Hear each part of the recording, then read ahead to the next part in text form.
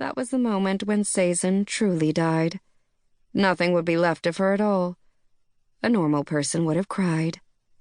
But I can't. My eyes were dry as they led me away. I should have kept track of how long the interrogation lasted, but it was too fascinating. 2 security officers stood in the room with us, so we couldn't have the frank conversation I would have preferred. But maybe that was for the best, because Gennady always seemed to have me at a disadvantage. "You watched the executive class on surveillance," he said, "and envied what you saw. You decided you wanted the things we have."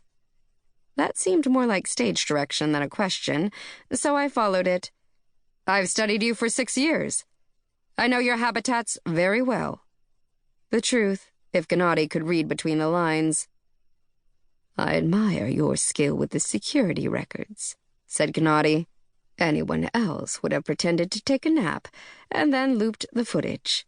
But you designed a whole suite of activities, and your locator backed you up." "I'm a stickler for details," I said. He leaned forward. "What did you need to know, Thamavong? What was worth risking your new, comfortable life?" I leaned forward, too. "Well, as you can imagine, there are things executives know that I could not, since I wasn't raised among them." "I'm sure," he murmured. "So what I needed to learn was how to wing it.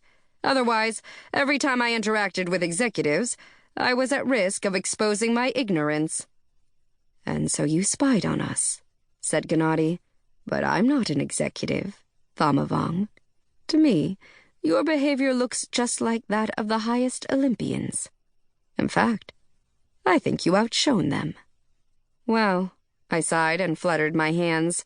"You know, makeup and pretty clothes." His smile was more subdued than the one he had shown me in private. "And under it all, you're just a gutter snipe." "A worm," I said, "because of all the tunnels." He nodded. "Tell me the process you used to make the false surveillance recordings." What I told him, in great detail, is how I would have done it with my skills as a security officer. What I told him was plausible. It wasn't anything close to the truth, but it sounded true. And he liked what he was hearing. Brilliant. The devil really does seem to be in the details. My father used to say that God was there, but it seemed like a bad moment to argue. We spent quite a lot of time discussing the details of the falsified security recordings, but little on Seisen Koto's suicide. In my peripheral vision, I could see that the security officers would have approached the process differently. They frowned a lot. Gennady must have seen it too, but he didn't change tactics. "You are a smart woman," he said at last.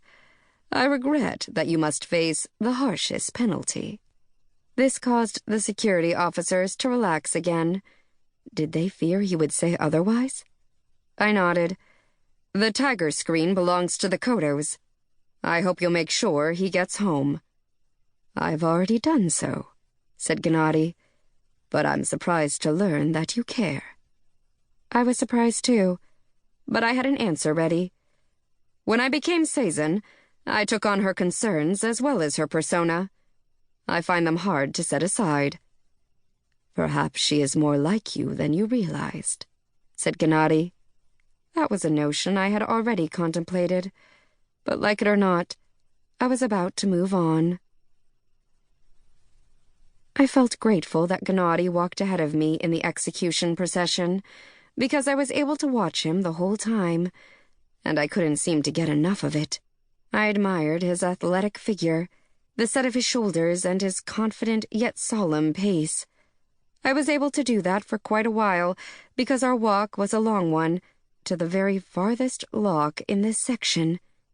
Did he do that for me? To buy me more time? What a romantic gesture.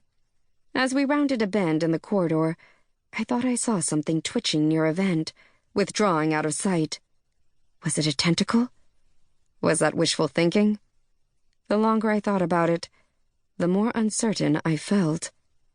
Generally, I have a good internal clock, but that doesn't seem to be the case.